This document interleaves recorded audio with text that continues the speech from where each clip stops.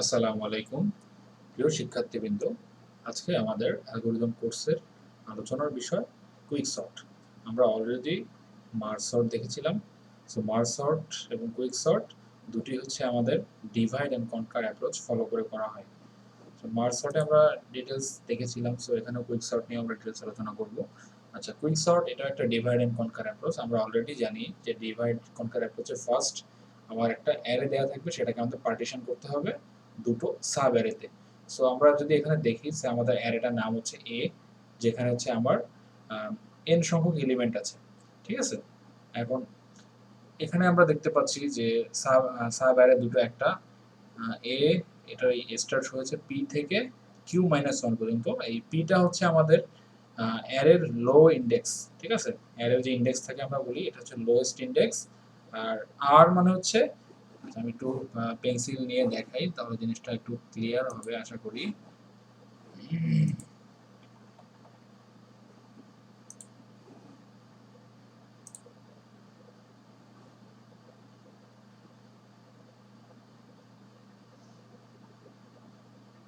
It takes a bit time.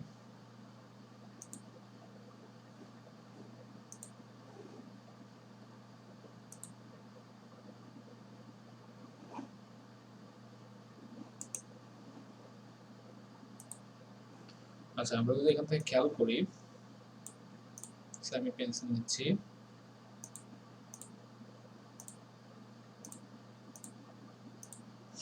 আচ্ছা, so আমরা কি বলেছিলাম যে একটা অ্যারের ধরো এলিমেন্ট আছে হচ্ছে আমার 10, 11, 3, 7, 9 আর হচ্ছে 1, ঠিক আছে। এখন এই এলিমেন্টস গুলো আমরা একটা অ্যারেতে রেখেছি, যেটা হচ্ছে জিরো ইন্ডেক্স, জিরোতম ইন্ডেক্স এটা, এটা 1 2 3 4 5 টা ফিফথ ইন্ডেক্স। সেটাকে বলেছি হচ্ছে আমরা লো ইন্ডেক্স, এটাকে বলেছি হচ্ছে আমরা highest index, high index. So আমরা এখানে আমাদের অ্যালগরিদমের লো ইন্ডেক্সটাকে রিপ্রেজেন্ট করেছি পি দ্বারা, হাই ইন্ডেক্সটাকে রিপ্রেজেন্ট করেছি আর দ্বারা। মানে আমরা আমাদের যে অ্যারেটা আছে সেটাকে দুটো সাব অ্যারেতে ভাগ করব, যেখানে আমরা এইভাবে ভাগ করব যে আমার একটা সাব অ্যারেতে থাকবে লো থেকে Q minus one. Q minus one, কিউটা কি? কিউটা হচ্ছে আমাদের একটা অ্যারের একটা এমন একটা ইন্ডেক্স, আমরা সর্ট করার পর এমন একটা পজিশনে পৌঁছাবো বা একটা এলিমেন্ট পাবো, যেটা কি হবে, ওই এলিমেন্টটা ধরো বললাম এক্স, ঠিক আছে। এই এক্স এলিমেন্টের লেফট সাইডের সমস্ত এলিমেন্ট এই এক্স এলিমেন্টের যে ভ্যালু তার থেকে ছোট হবে, এবং রাইট সাইডের সমস্ত এলিমেন্ট তার থেকে বড় হবে, মানে এক্স এর যে ভ্যালু তার থেকে বড় হবে, ঠিক আছে। এই যে এই যে আমরা এলিমেন্টটা বের করি, ঠিক আছে, সর্টেড পজিশনে বসাই, এই এলিমেন্টটার একটা নাম আছে, এটা হচ্ছে পার্টিশনিং পজিশন, ঠিক আছে। আচ্ছা, সো এখানে আমরা তাহলে কি নিব, ফার্স্ট সাবঅ্যারেতে এ, লো থেকে কিউ মাইনাস ওয়ান, এটা যদি আমার কিউ হয়ে থাকে, মানে যে পজিশনটা হচ্ছে আমরা কি বললাম যে এক্স দিলাম, মানে এর বাম দিকের সমস্ত এলিমেন্ট এক্স এর থেকে ছোট এবং ডান দিকের সমস্ত এলিমেন্ট এক্স এর থেকে বড়। সো এক্সটাকে আমরা নাম দিলাম কিউ। তার মানে আমাদের সাব অ্যারেটা হবে কি, লো থেকে কিউ মাইনাস ওয়ান, এটা একটা sub array, Q plus one থেকে হাইয়েস্ট আর, ঠিক আছে, এটা একটা সাব অ্যারে। সো এই জিনিসটা আমরা এখানে বলেছি। সো আমি এখন সামনে অ্যাপ্রোচ করি। সো এটা গেল হচ্ছে ডিভাইড অ্যাপ্রোচ। এরপর কনকার অ্যাপ্রোচ আমরা অলরেডি দেখেছিলাম মার্জ সর্টের ক্ষেত্রে। মার্জ সর্টের ক্ষেত্রে যে আমরা যে দুটো সাব অ্যারেতে ভাগ করলাম তাদেরকে আমরা সর্ট করব রিকার্সিভ কলের মাধ্যমে। ওকে, আচ্ছা, সর্ট করার পরে যেহেতু এখানে আমাদের একটা জিনিস যে আমাদের এখানে কিন্তু কম্বিন কি বলে ডিভাইড কনকারে আমরা যে দেখেছিলাম যে কম্বাইন অ্যাপ্রোচ, এই কম্বাইন অ্যাপ্রোচ দরকার হবে না। কারণ কি, আমরা যে সাব অ্যারে দুটো নিলাম, এই সাব অ্যারে দুটো কিন্তু যেহেতু কি বলছিলাম যে পার্টিশন পজিশনের লেফট সাইডের এলিমেন্টগুলো সবগুলো পার্টিশন পজিশনের এলিমেন্টের থেকে ছোট, আর ডান দিকের এলিমেন্টগুলো বড়। তার মানে কি হবে, যেগুলো অলরেডি আমার সর্ট হয়ে থাকবে, ঠিক আছে, কনকার করার পর সর্ট হয়ে থাকবে, সেগুলোকে আলাদাভাবে আর কম্বাইন করার প্রয়োজন নেই। তো এখানে একটা এক্সাম্পল দেওয়া আছে, ব্যাপারটা এরকম যে এই যে আমার এলিমেন্টগুলো, সেটাকে আমরা কি করব, যে কোনো একটা এলিমেন্ট, আচ্ছা অ্যালগরিদমটা এরকম যে আমার যে এলিমেন্টগুলো থাকবে যে কোনো একটা এলিমেন্ট আমরা পিভট পয়েন্ট হিসেবে ধরে নিব, ঠিক আছে। সো সেটা পিভট পয়েন্ট হতে পারে, সেটা আমার স্টার্টিং যে ভ্যালুটা সেটাও হতে পারে, বা আমাদের যে লাস্ট যে ভ্যালুটা সেটা একটা পিভট পয়েন্ট হিসেবে আমরা নিতে পারি, বা আমরা র্যান্ডমলি পিভট পয়েন্ট চুজ করতে পারি, বা আমরা এই যে এলিমেন্টগুলোর মধ্যে থেকে মিডিয়ান পজিশনের যে এলিমেন্টটা সেটাকে পিভট হিসেবে চুজ করতে পারি। আচ্ছা, আমরা এখানে আমাদের এই এক্সাম্পলটায় এই যে ছবিটা আছে সেখানে পিভট পয়েন্ট নিয়েছে হচ্ছে লাস্ট এলিমেন্টটা, ঠিক আছে। সো আমরা যদি লাস্ট এলিমেন্ট ভাগ করি তার মানে এটা যদি পিভট পয়েন্ট হয় তার মানে কি হবে, পার্টিশনিং পয়েন্ট পিভট পয়েন্ট যেটা বলি না কেন। সো এই পার্টিশন পয়েন্টের বাম দিকে সমস্ত এলিমেন্ট কি হবে তার থেকে ছোট। তো আমরা যদি খেয়াল করি 70 থেকে ছোট সমস্ত এলিমেন্ট আমরা বাম দিকে রাখবো, আর 70 থেকে বড় এলিমেন্টগুলো ডান দিকে রাখবো, তাই রেখেছি। এরপরে যে আমরা দুটো সাব অ্যারে পেলাম, এখানে আবার সেই এই অ্যারের মতোই আমরা কি করব, divide and conquer approach apply করব। সো এখানে আমরা এই এলিমেন্টটাকে পার্টিশন এলিমেন্ট চিন্তা করে করব, এর বাম দিকে সমস্ত এলিমেন্ট একটা সাব অ্যারেতে রাখবো, ডান দিকে সমস্ত এলিমেন্ট একটা সাব অ্যারেতে রাখবো, যেহেতু কোনো এলিমেন্ট নাই এজন্য ফাঁকা। সিমিলারলি আমরা এভাবে সমস্ত ক্যালকুলেশন করেছি। এরপরে যদি আমরা অ্যালগরিদমটা দেখি, আচ্ছা, সো ফার্স্ট যেটা যেমন আমরা মার্জ সর্টে দেখেছিলাম যে আমাদের দুটো জিনিস ছিল, একটা মার্জ সর্ট আর একটা মার্জিং, ঠিক আছে। সো এখানে আমাদের লাগবে হচ্ছে পার্টিশন এবং পার্টিশন লাগবে। এই পার্টিশন অ্যাপ্রোচটি হচ্ছে আমাদের মেইন টাস্ক এখানে। দেন আমরা এরপরে কুইক সর্ট রিকার্সিভলি কল করব। ওকে, আচ্ছা, সো এটা পড়ানোর আগে, অ্যালগরিদমটা পড়ানোর আগে আমার মনে হয় এক্সাম্পলটা দেখলে বেটার হবে, তারপর আমি অ্যালগরিদমটা এক্সপ্লেন করছি। আচ্ছা, সো ইনিশিয়ালি এটা হচ্ছে আমার সে অ্যারেটা এরকম ভাবে সাজানো আছে যে আমরা এখানে দুটো ভেরিয়েবল, ইন্ডেক্স ভেরিয়েবল ইউজ করব, একটা নাম হচ্ছে আই, একটা নাম হচ্ছে জে, ঠিক আছে। একটু লিখি এখানে মার্কার দিয়ে, একটা নাম আই, ঠিক আছে। আই এর ভ্যালু হবে আমার যে লোয়েস্ট ইন্ডেক্স, লো -1, ঠিক আছে। এখানে আমরা লো মানে হচ্ছে আমাদের পি, তার মানে কি হবে, আই এর ইন্ডেক্স হবে পি -1, ওকে।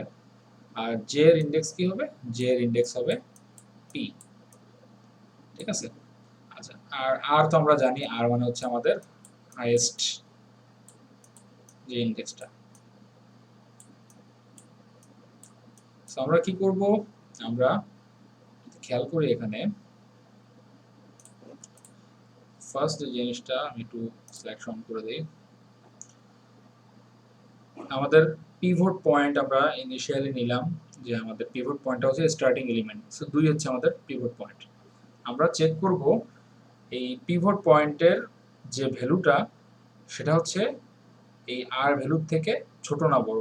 আচ্ছা, যদি এরকম হয় যে পিভট পয়েন্টের ভ্যালুটা অ্যালগরিদমে যাই, আমরা দেখব যে জে ইন্ডেক্স, আচ্ছা জে ইন্ডেক্স কোনটা এখানে, যদি আমরা খেয়াল করি জে ইন্ডেক্স পয়েন্ট করে আছে লো পজিশনের ভ্যালুটাকে, তাই তো। আচ্ছা, so A of J, A of J যদি আমার লেস দেন কি হয়, এ অফ আর হয়ে থাকে, ঠিক আছে, তখন আমরা কি করব, তখন আমরা এই অ্যালগরিদমটা ফলো করব। অ্যালগরিদমটা এরকম যে A of J less than equal to X আছে। এক্স মানে এখানে যেটা কি, এক্স আমরা অ্যাসাইন করেছি যে এ অফ আর, ঠিক আছে। এটাকে আমি একটু সংশোধন করে লিখি যে এক্স মানে হচ্ছে আমাদের এ অফ আর, মানে হাইয়েস্ট ইন্ডেক্সের ভ্যালুটাকে আমরা একটা ভেরিয়েবল রেখেছি, সেটার নাম দিলাম এক্স, এটাকে আমি কেটে লিখলাম যে x. So A of J যদি এক্স এর থেকে কি হয়ে থাকে, এক্স এর থেকে ছোট হয়ে থাকে বা বড় হয়ে থাকে, সেটার জন্য আমরা কন্ডিশন চেক করব। এখন কি করছে সেটা একটু দেখি। আচ্ছা, যদি A of J less than equal to X হয় তাহলে আমরা আই এর ভ্যালু ইনক্রিমেন্ট করব এবং এ অফ আই এর ভ্যালু এবং এ অফ জে এর ভ্যালু আমরা এক্সচেঞ্জ করব, ঠিক আছে। সো এইটুকু খেয়াল করি আমরা। তো এখানে হচ্ছে আমাদের পিভট পয়েন্ট 2 এবং জে এর ইন্ডেক্স হচ্ছে আমার লো পজিশন, আর আই এর ইন্ডেক্স হবে লো -1। আচ্ছা, এটা যদি 0 হয়ে থাকে, এটা যদি 0 হয় তাহলে আই এর ভ্যালু কত হবে, আই এর ভ্যালু হবে হচ্ছে -1, তাই তো। এখন আমরা যদি খেয়াল করি এখানে,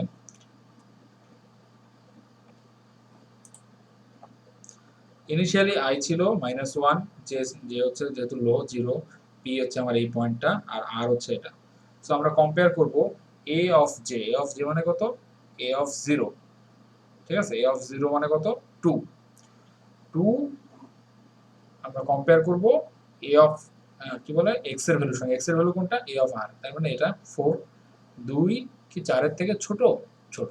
তাহলে কি করব, যদি 2 তার থেকে ছোট হয়ে থাকে তাহলে আমরা i এর ভ্যালুটা ইনক্রিমেন্ট করব। সো i এর ভ্যালু ইনক্রিমেন্ট করলে এখন কত হবে, -1 থেকে 1 এ আসবে, দেখো 1 এ চলে আসছে। এরপরে কি করব, এরপরে হচ্ছে আমরা সোয়াপ করব কার সঙ্গে, a অফ i আর a অফ j।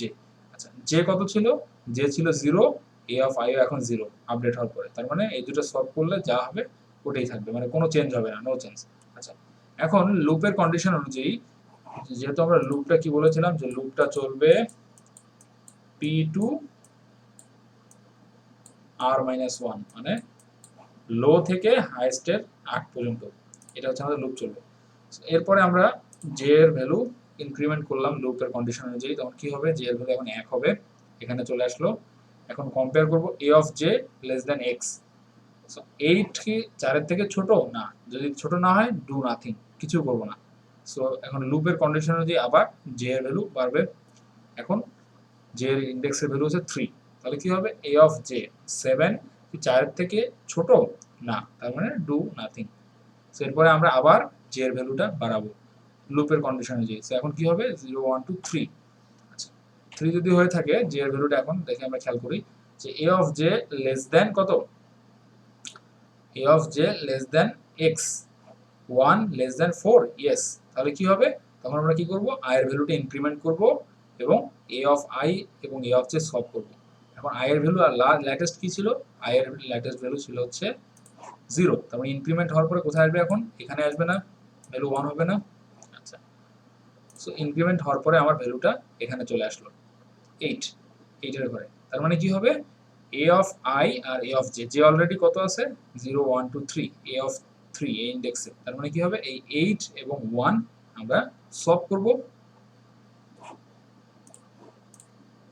এটাকে আমরা সলভ করলাম, ঠিক আছে।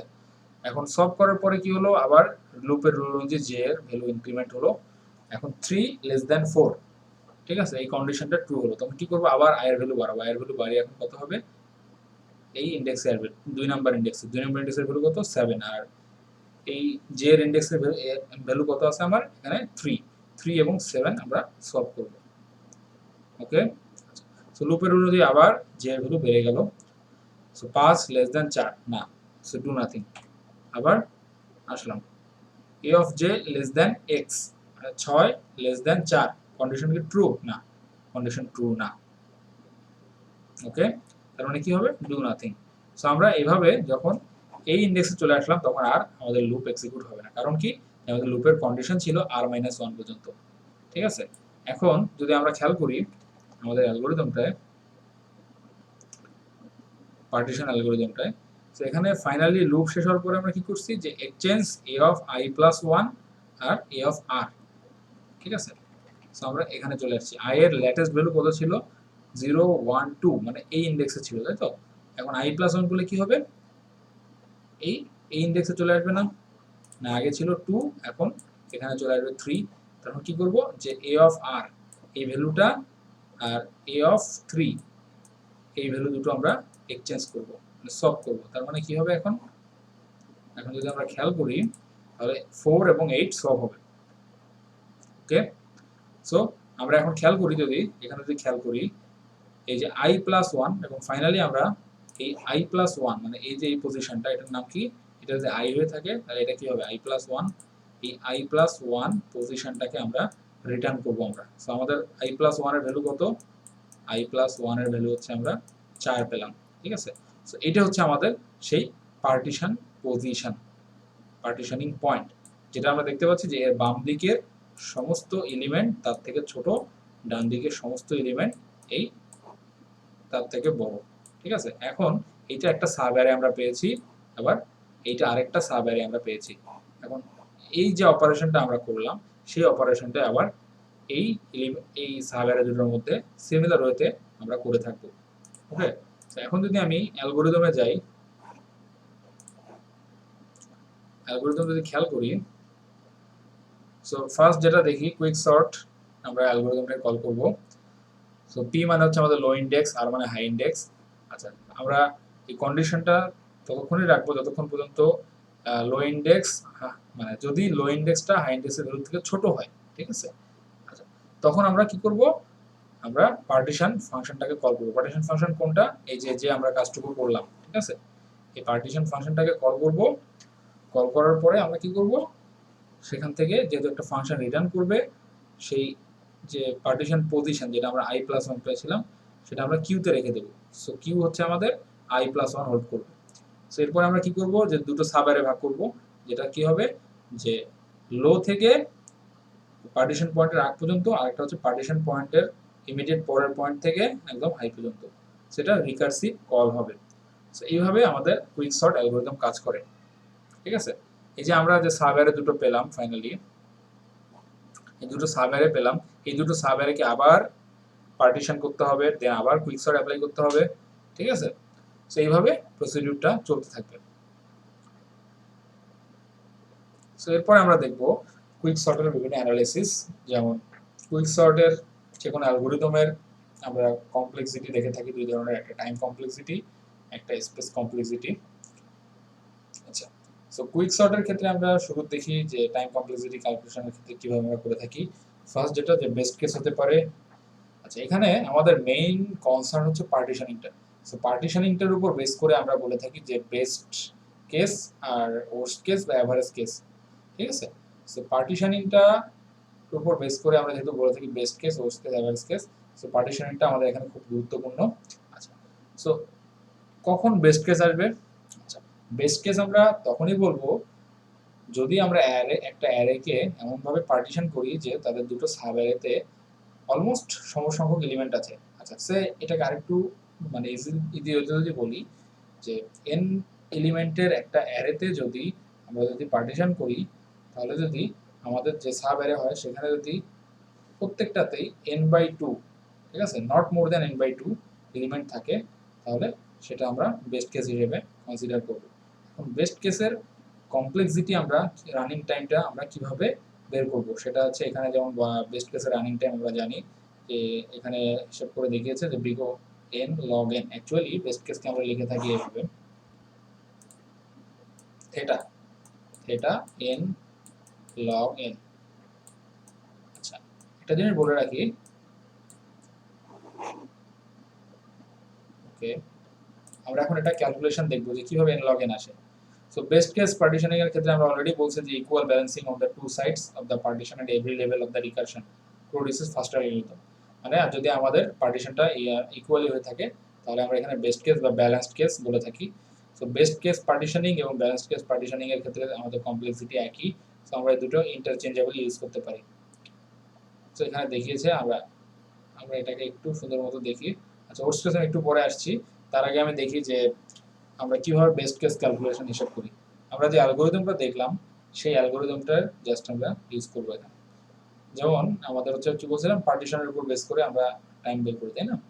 সো আমরা যদি ফুল অ্যালগরিদমটা চিন্তা করি,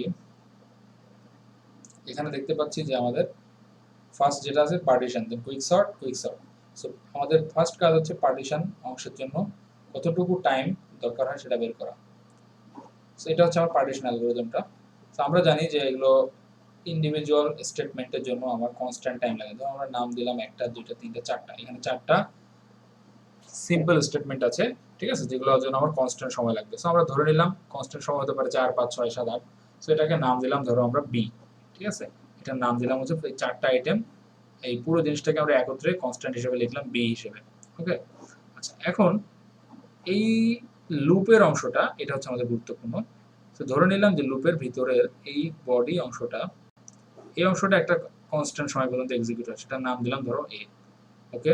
আচ্ছা, এখন এই লুপের এই লুপটা, এই যে বডির যে এলিমেন্টটা, এটা কত সংখ্যক বার এক্সিকিউট হবে? লুপটা যতবার চলবে ততবার না?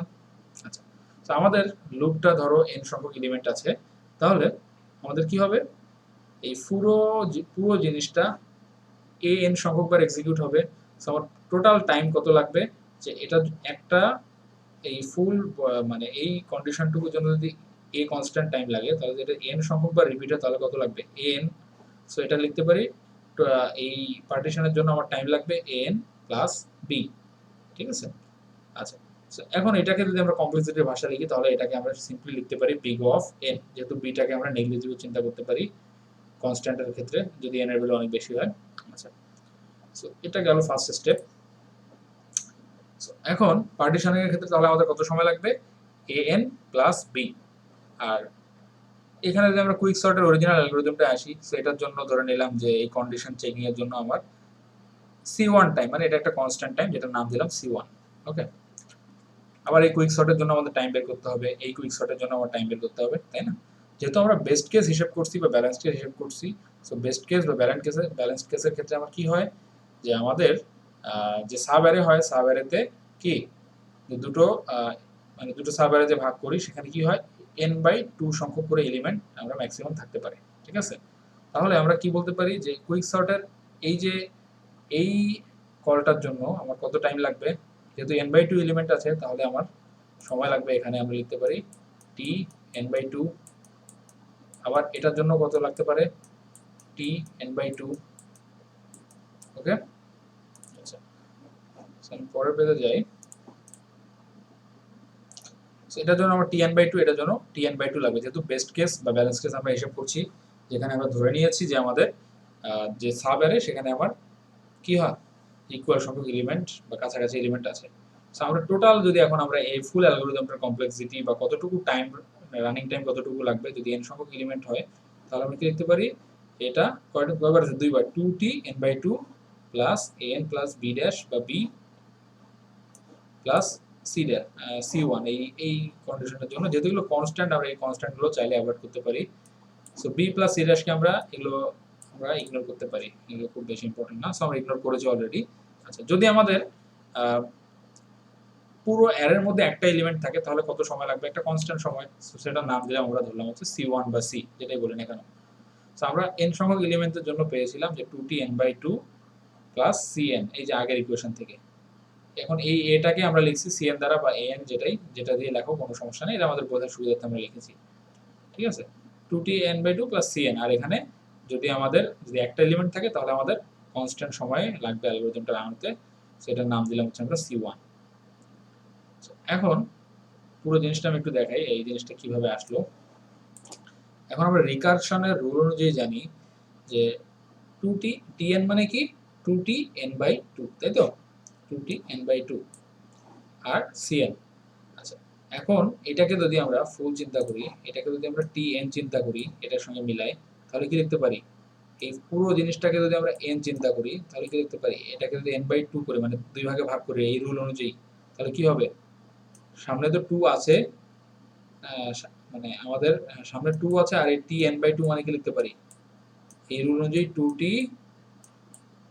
n/2 ডিভাইডেড বাই 2, তার মানে কি হবে n/4 হবে, ঠিক আছে, প্লাস cn আসবে, আর আগের অরিজিনাল cn আছে, তার মানে কি হবে, আমরা পাবো 4t n/4 প্লাস 2 cn।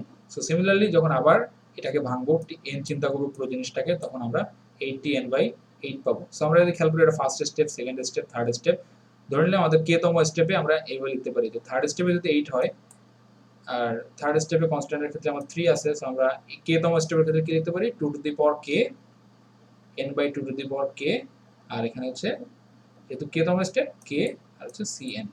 ওকে, আচ্ছা, সো এখন আমরা কি বলেছিলাম যে এখন আমরা জানি যে t অফ 1 মানে হচ্ছে c1, ঠিক আছে? সো এখন আমরা যদি এই অংশটাকে এই ফাংশনের সঙ্গে কম্পেয়ার করি তাহলে কি লিখতে পারি যে n/2k সমান কি লিখতে পারি, 1 লিখতে পারি না, মানে আমি এই t1 আর এই t n/2 কে হিসাব করছি আমরা। সো এখানে t এর পরে 1 ছিল, এখানে n/2 কে, ঠিক আছে? সো এই n/2 কে আমরা এখানে 1 বসাতে চাচ্ছি, তাই তো? সো n/2 কে সমান আমরা লিখতে পারি 1। সো আমরা এখানে তাই করেছি। দেন এরপর আমরা যদি ভেঙে দেখাই তাহলে ভাঙলে আমার আসবে k সমান আসবে হচ্ছে log 2n। এখন আমরা এই ইকুয়েশনে পুট করলাম, পুট করার পরে ফাইনালি আমরা হচ্ছে এই যে n c1 পাবো, যেহেতু এই 2 log 2n কে যদি আমরা ভাঙি এখান থেকে n পাবো, আর t1 এর ভ্যালু হচ্ছে আমাদের আসবে, যেহেতু আমরা কি করছি যে n/2 K n/2 to the power k জায়গায় 1 বসিয়েছি, t1। সো এখানে আমরা কি লিখতে পারি, t1 মানে হচ্ছে c1, এটাকে আমরা ডাইরেক্ট কনস্ট্যান্ট দ্বারা রিপ্রেজেন্ট করতে পারি। সো এখান থেকে আমরা কি লেখা যায়, যেহেতু n এর ভ্যালু যখন অনেক বড় হবে, ঠিক আছে, আর c1 খুবই নেগলিজিবল একটা কনস্ট্যান্ট, খুবই সামান্য একটা ছোট্ট একটা কনস্ট্যান্ট, সো অনেক বড় নাম্বারকে ছোট নাম্বার দিয়ে গুণ করলে দেখা যায় যে আমার ভ্যালুটা অনেক ছোট আসে। সো আমরা এই টার্মটাকে ডিরেক্ট অ্যাভয়েড করে লিখতে পারি এইটা, শুধু এইটাকে রাখতে পারি। সো আমরা এটাকে যদি কমপ্লেক্সিটি ভাষায় লিখি তাহলে কি লিখবো, theta of big of N log N. ঠিক আছে, এটা গেল হচ্ছে আমাদের বেস্ট কেস। সিমিলারলি আমি ওয়ার্স্ট কেসটা দেখাই। আচ্ছা, ওয়ার্স্ট কেস কখন হবে? ওয়ার্স্ট কেস আমার হবে তখনই যদি এরকম হয় যে আমাদের পার্টিশন করার পরে পার্টিশন এমনভাবে করলাম যার একটা সাইডে আমার সবগুলো এলিমেন্ট আছে, মানে ব্যাপারটাকে যদি আমি ভেঙে বলি যে পার্টিশন করলে আমার দুটো পার্টিশন ক্রিয়েট হয় না, ঠিক আছে, একটা পার্টিশনের মধ্যে আমার সমস্ত কাজ হয়ে যায়। আরো একটু ক্লিয়ারলি যদি বলি, যদি আমাদের অ্যারেটা সর্টেড থাকে তখন যদি আমাদের কুইক সর্ট অ্যাপ্লাই করতে বলা হয়, ঠিক আছে, তখন হচ্ছে আমাদের পোস্ট কেস হিসাব করতে হবে। পোস্ট কেস হিসাবের ব্যাপারটা কিভাবে করি দেখি আমরা একটু। কি বলছি যে যদি আমাদের এখানে ধরে নিলাম যে লাস্ট এলিমেন্টটা পার্টিশনিং এলিমেন্ট, তাহলে কি হবে যদি পার্টিশন করি যে আমাদের এই সমস্ত এলিমেন্ট কি একটা সাব অ্যারেতে থাকবে আর রাইট সাইডে কোনো সাব অ্যারে থাকবে না। তার মানে এখানে কি হচ্ছে, একটা সাব অ্যারে ক্রিয়েট হচ্ছে, তাই তো? সো এই পার্টিশনিং এর জন্য আমাদের অলরেডি আমরা জানি যে এ এন প্লাস বি সময় লাগে। আর এখানে যদি আমরা খেয়াল করি যে এটা কি একটা সাব অ্যারে, এটা আরেকটা সাব অ্যারে, ফার্স্ট সাব অ্যারের জন্য কত সময় লাগবে? ফার্স্ট সাব অ্যারের জন্য যদি আমরা খেয়াল করি টি অফ এন মাইনাস ওয়ান সময় লাগবে। যদি আমাদের এন সংখ্যক এলিমেন্ট হয়ে থাকে তাহলে আমরা দেখতে পাচ্ছি যে যদি আমরা এখানে পার্টিশন করি জাস্ট একটা সাব অ্যারে পাই কতগুলো এলিমেন্ট নিয়ে, জাস্ট যদি এখানে এন সংখ্যক এলিমেন্ট হয় তাহলে এন মাইনাস ওয়ান সংখ্যক এলিমেন্ট নিয়ে এই ফার্স্ট পার্টিশনটা হবে। ওকে, আর আরেকটা পার্টিশনে যেহেতু কোনো এলিমেন্ট নেই সো আমরা ধরে নিলাম একটা কনস্ট্যান্ট সময় সি টু। তো এখন আমরা টি ওয়ান মানে অলরেডি জানি যে একটা এলিমেন্ট থাকলে কনস্ট্যান্ট সময় লাগবে। টি এন এর ইকুয়েশন আমরা এখান থেকে লিখতে পারি যে T of N minus one plus C of N. So আমরা এই পার্টিশনিং এর এ এন প্লাস বি এটাকে কনস্ট্যান্ট, এটাকে আমরা অ্যাভয়েড করেছি। সো আবার সেই আগের মতো রিকার্সিভ রুল অ্যাপ্লাই করি যে এটাকে আমরা টি এন মাইনাস ওয়ানটাকে যদি আমরা চিন্তা করি টি অফ এন, তাহলে এই রুল অনুযায়ী কি লিখবো, T of N minus one করলে কি হবে, টি অফ এখন এন মাইনাস ওয়ানটাই হয়ে যাবে এন, এন এর মতো কাজ করবে, ঠিক আছে, মাইনাস ওয়ান। তাহলে এখান থেকে কি লেখা যায় T of N minus two plus two C N minus C. এইভাবে আমরা যখন কে তম স্টেপের ক্ষেত্রে লিখবো T of N minus K plus K C N, ঠিক আছে। এই এখান থেকে যে আমরা যে সিরিজ সেই প্যাটার্ন থেকে আমরা লিখলাম। সো এই কনস্ট্যান্টটাকে আমরা একটা সিরিজ আকারে লিখতে পারি, ঠিক আছে, one plus two plus three plus K minus one into C. So এখান থেকে আমরা কি লিখতে পারি, এখান থেকে আমরা লিখতে পারি টি অফ এন মাইনাস কে এর জায়গায় আমরা অলরেডি যখন কি বসাবো, এন মাইনাস কে সমান যদি আমরা ওয়ান বসাতে চাই তাহলে আমরা এন মাইনাস কে সমান ওয়ান লিখবো, তাহলে কে এখান থেকে কি পাবো, এন পাবো। সো টি অফ ওয়ান এখানে বসবে আর এখান থেকে হচ্ছে আমরা কে এর ভ্যালু কি জানি, এন জানি, তার মানে C of N S, C into N square. আর এখান থেকে কে এর জায়গায় কি বসবে, এন বসবে। So N into N minus one by two, এটা আমাদের সিরিজের যোগফল। আচ্ছা, সো এখান থেকে আমরা কি লিখতে পারি, যখন এন এর ভ্যালু অনেক বেশি হয় এটা টি ওয়ান এর ভ্যালু রিপ্লেস করলে হবে হচ্ছে আমাদের সি ওয়ান। তো আমরা এখান থেকে কি লিখতে পারি, সিম্পলি লিখতে পারি বিগ অফ এন স্কোয়ার। এটা হচ্ছে আমাদের পোস্ট কেস। এরপরে লাস্ট কেস যেটা, সেটা হচ্ছে আমাদের এভারেজ কেস আলোচনা করতে গেলে। আচ্ছা, আরেকটা জিনিস আছে, এই ওয়ার্স্ট কেসকে আমরা অ্যাভয়েড করতে পারি যখন আমরা যে আমরা পাইভট পয়েন্ট বা পিভট পয়েন্ট চুজের ক্ষেত্রে ফার্স্ট এলিমেন্ট বা লাস্ট এলিমেন্টের পরিবর্তে যদি আমরা র্যান্ডমলি চুজ করে থাকি তাহলে আমরা আমাদের অ্যালগরিদমটার পারফরমেন্স কম্পারেটিভলি বেটার হবে, মানে অ্যাভারেজ ব্যালেন্স পাবো, আমরা অ্যাভারেজ পারফরমেন্স পাবো। তো এখানে কি বলছে, র্যান্ডমাইজড ভার্সনের ক্ষেত্রে আমরা আমরা কি করতাম, আমরা যেখানে দেখেছিলাম পাইভট হিসেবে আমরা লাস্ট এলিমেন্টটা বা ফার্স্ট এলিমেন্টটা ইউজ করতাম, তাই না? তো এখন আমরা র্যান্ডমলি ইউজ করব, মানে লো থেকে হাইয়ের মধ্যে যে কোনো একটা এলিমেন্ট আমরা র্যান্ডমলি পাইভট হিসেবে ইউজ করব। সো আমরা দেখো আগের মতো অ্যালগরিদম।